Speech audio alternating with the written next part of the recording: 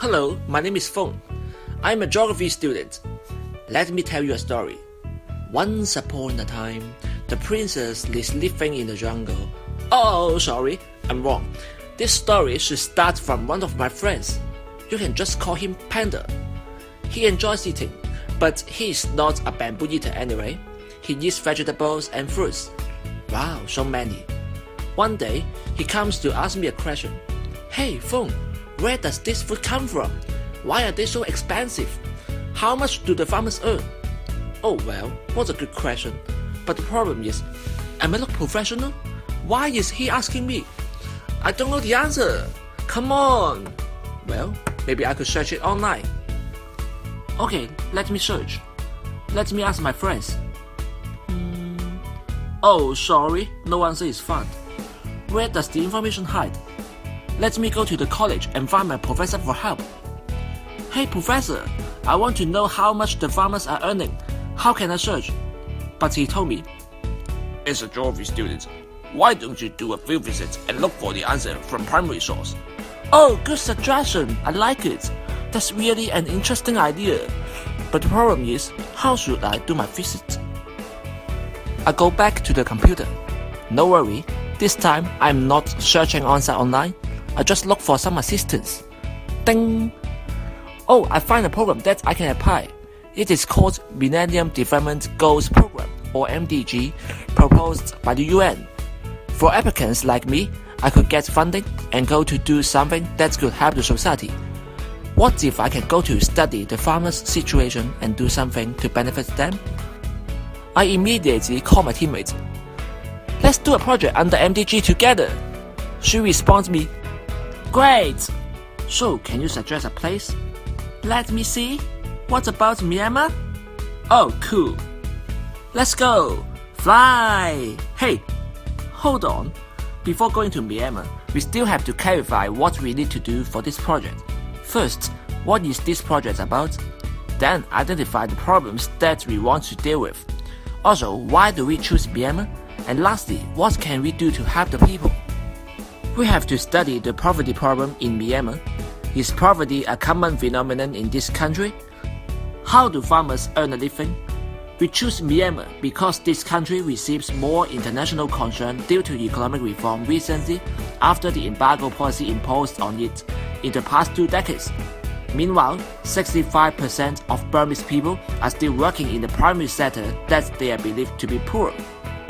We plan to raise concern in Hong Kong about rural poverty in Myanmar. We also aim to help the farmers, or more broadly, the rural households, to bring and sell products to Hong Kong markets. We want to test if these products are popular in Hong Kong. Our project is going to match with the theme proposed in the MDG program, to eradicate extreme poverty and hunger. What we hope is to do something that helps Myanmar get rid of poverty and find out the solutions. We want to know if handicraft or non-agricultural products can help these rural people earn a living. Oh, I almost missed the plane. Run! Fortunately, I finally catch up. Oh, Myanmar, I'm coming! Before landing, let's go through some background information of Myanmar listed here. Also, its poverty is still a serious social problem. Landless, lack of investment, and low agricultural technology are some factors leading to rural poverty. And women are playing an increasing important role in the rural working force. Let me show you some photos that are taken in Myanmar. Pagoda, a symbol of Myanmar. Monks, parts of the culture. And the rural people, selling their goods. Wow, amazing! Anyway, go back to our theme. How do we study the poverty? We visit different places, like the markets that sell handicraft products and other goods made from the rural people, the villages that people do sewing and weaving, and so on. We also do interviews with different people, like restaurant owners, rural painters, textile shopkeepers, and Dr. Curtis, who is a private sector expert from the UN. Among these people, I have selected some stories to share with you.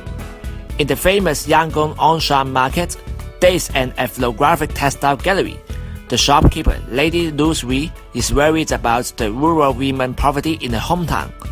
She has gathered a team of 150 women weaving to produce Chin tradition clothing in western parts of Myanmar. She then purchases the goods made by these women for resale and pay them back. Another story is also about women in the rural village. In the water village of Inner Lake, there is a shop selling silk lotus products. The whole handmade process, from wringing the lotus, mixing lotus with silk, coloring to weaving, is all done by about 30 village women.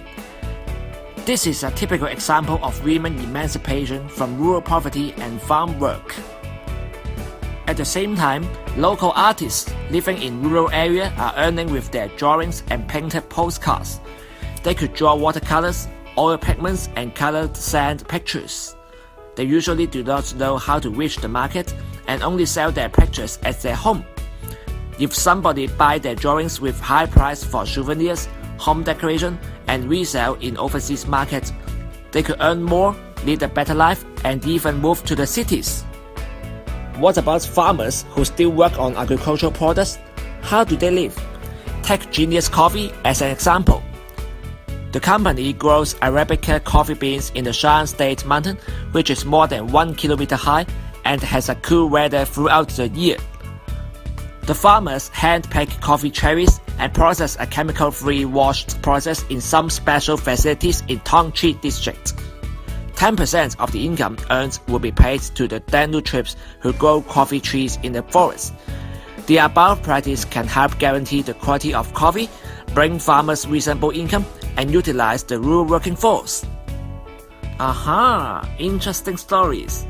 Wow! I want to tell more people these stories. So after coming back from Myanmar, we decided to organize an exhibition. We hold a booth in our campus. Students, staff, teachers come to visit us.